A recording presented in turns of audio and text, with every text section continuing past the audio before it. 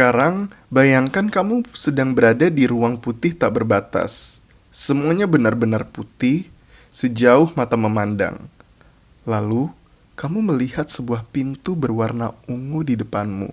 Bentar-bentar, kita kenalan dulu lah. Jadi, namaku Alfi Syahrin, dan aku akan membacakan buku Sorry My Younger Self, I Can't Make You Happy, But I Will. Aku yang nulis buku itu, hehe. Chapter 3. Bernostalgia di jalanan masa kecil. Sekarang, bayangkan kamu sedang berada di ruang putih tak berbatas. Semuanya benar-benar putih, sejauh mata memandang. Lalu, kamu melihat sebuah pintu berwarna ungu di depanmu. Itu adalah pintu lorong waktu. Pintu ini akan membawamu ke berbagai tempat yang kamu butuh datangi. Masuklah dan temui seseorang yang berharga di sana, ucapku. Jadi, kamu berjalan menuju pintu itu, meletakkan tanganmu di kenopnya, mendorongnya, lalu mengambil napas panjang dan langkah pendek. Dan tiba-tiba, kamu berada di lokasi yang berbeda. Ini adalah sebuah jalan, jalanan dari masa kecilmu. Pohon-pohon hijau, langit biru, awan raksasa, tempat di mana kamu sering bermain bersama teman-teman masa kecilmu. Tiba-tiba, kamu mendengar suara gerombolan anak kecil tertawa dan berlari. Jadi, kamu memutar kepalamu dan itu semua adalah teman masa kecilmu. Berlari seakan mereka sedang main kejar-kejaran, bertebaran ke segala arah. Tapi, tak ada seorang pun yang melihatmu sampai ada seorang anak kecil menghentikan langkahnya, berdiri di hadapanmu. Kamu melihat sandal kotornya, kakinya, tubuhnya, lalu wajahnya, matanya, kedua matanya. Kalian saling mengunci tatapan. Dia tahu kamu tahu dia. Dia adalah dirimu yang dulu, dirimu yang masih anak-anak berusia sekitar 8 atau 9. Jadi kamu melangkah mendekatinya, lalu kamu berlutut, mensejajarkan kepalamu dan kepalanya, memberikannya sebuah senyum yang hangat, kemudian berkata, "Iya, ini aku, dirimu yang udah dewasa." Kalian berdua berjalan di jalanan masa kecil ini, saling menggenggam tangan. Jadi dewasa, seru nggak? Tanya diri kecilmu. Apakah kamu akan jujur? Kamu menarik napas panjang sebelum menjawab, membuka mulut, tapi tak kunjung bicara. Seru kok, katamu akhirnya dengan senyum palsu tak berani memandangnya. Kamu masih temenan sama mereka nggak? Terus kamu nikah sama siapa? Kamu tertawa. Kamu punya jawabannya, tapi anak kecil ini tak akan siap mendengarnya, jadi kamu bilang. Nanti kamu juga tahu sendiri, sambil tersenyum, melangkah, merasakan angin kecil menerpa wajah kalian. Tapi aku kan pengen tahu. Bakal ada teman yang datang dan pergi. Terus tentang udah nikah atau belum? Kamu masih terlalu kecil untuk tahu itu. Terus, kamu jadi apa sekarang? Mimpi aku kesampaian nggak? Langkahmu terhenti, dia ikut berhenti. Kamu meneguk wajahmu, meneguk ludah, tak tega melihat senyum anak kecil ini memudar, mengetahui apa yang akan dia hadapi di masa depan. Jadi dewasa itu, suaramu bergetar. Jadi dewasa itu harus siap mengubur mimpi-mimpi. Jadi dewasa itu gak bisa mimpi ketinggian lagi. Jadi dewasa itu harus realistis biar gak sakit hati sama hidup. Jadi salah ya kalau aku punya mimpi yang tinggi sekali. Bibirmu tersenyum tipis, tapi matamu bersedih. Kadang mimpi-mimpi besar itu gak selalu bisa tercapai. Jadi yang realistis-realistis aja lah, biar kita gak perlu kecewa saat dewasa nanti. Realistis? Iya, realistis. Aku gak ngerti. Ya, biasa aja, gak usah muluk-muluk, yang wajar-wajar aja, gak semuanya harus spektakuler. It's okay to be an average. Dan ada sebuah genangan air mata bermuara di mata anak kecil ini. Dadamu sesak, kamu tak ingin menyakitinya, tapi inilah realitas menjadi dewasa. Jadi dewasa itu Banyak yang harus dipertimbangkan. Kita udah gak bisa minta-minta ke orang tua lagi. Bahkan kadang kita yang harus bantu orang tua. Jadi dewasa itu, life just gets in the way. Kita punya tanggung jawab baru. Kita jadi lebih sibuk dan capek dan sedih. Sampai-sampai kamu gak punya daya lagi untuk memperjuangkan mimpi-mimpi. Untuk bisa lanjut hidup aja udah syukur banget.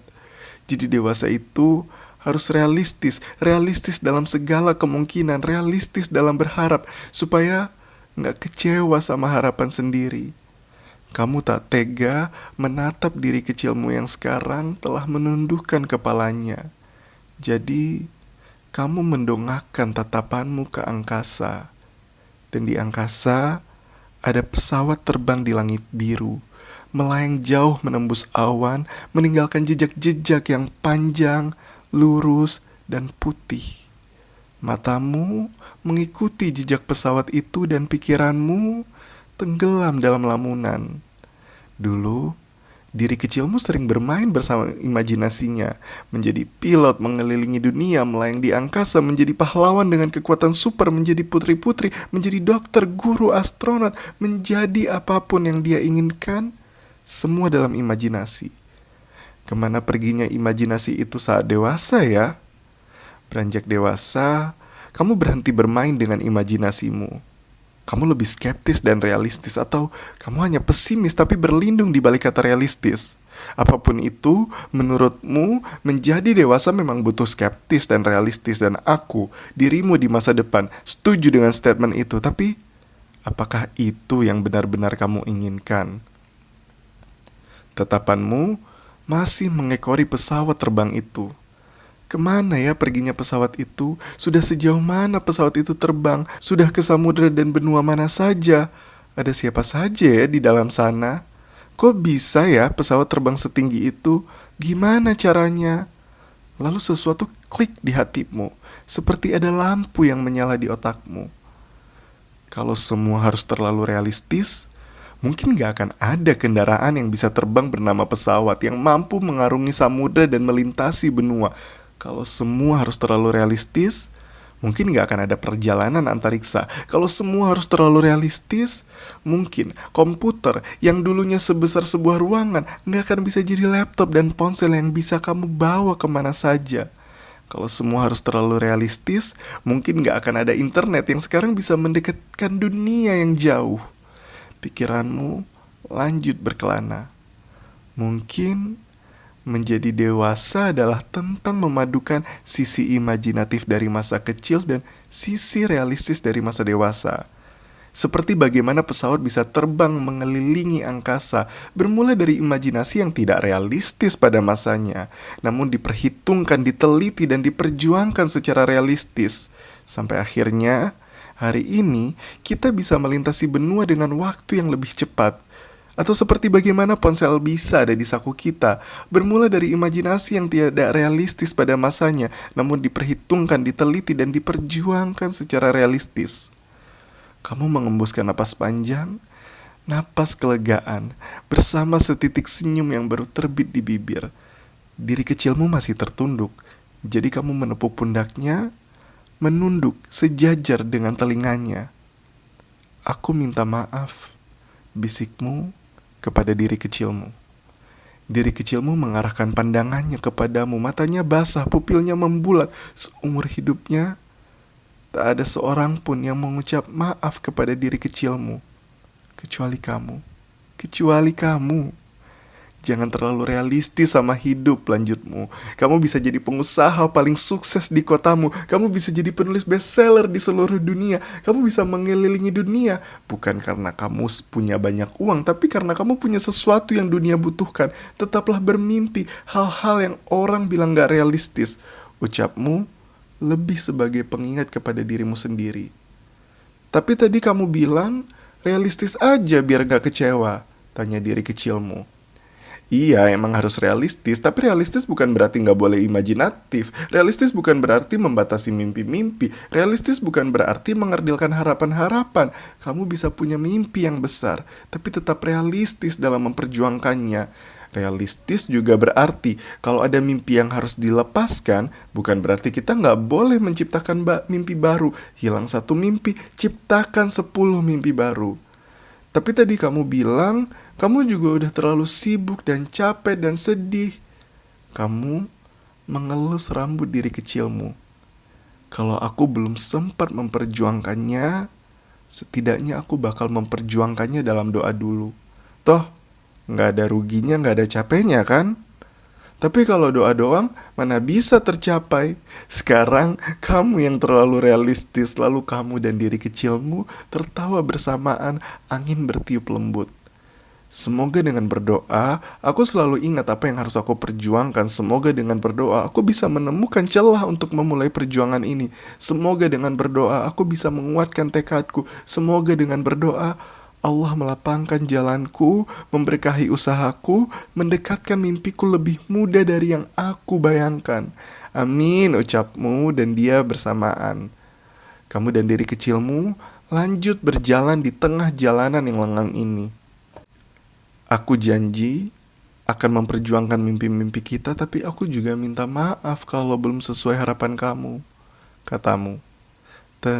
Terima kasih udah mau memperjuangkan aku, ucap diri kecilmu dan sudut air di matamu mengalir pelan. Di kejauhan, berdiri tegap sebuah pintu berwarna ungu, berdiri begitu saja di tengah jalan. Dan aku, dirimu di masa depan, sudah menantimu di sini, di pintu lorong waktu ini, melambaikan tanganku. Kamu dan diri kecilmu saling berkejaran ke arahku. Kamu membiarkan diri kecilmu menang, membiarkan diri kecilmu menyentuh kenop pintunya, mendorongnya, membukanya, melangkah ke dalamnya. Dan sekarang, aku, kamu, dan dia berpindah ke air terjun air mata. To be continued. Jadi, gimana? Kamu suka nggak yang aku bacain tadi? That would be really nice kalau kamu mau memiliki buku ini dan supaya kamu senang, di dalamnya sudah aku selipkan pembatas buku, 4 stiker Polaroid, selembar jurnal, dan tentunya sebuah pintu lorong waktu untuk menjelajahi setiap era di hidup kamu. Kamu bisa menjemput buku ini di Gramedia atau di e-commerce hijau atau orange. You know what I mean? Nama tokoku Alfi Ardi Official Store. Thank you so much sudah mau dengar sampai detik terakhir ini. Sekarang aku mau dengar komentar hangat dari kamu.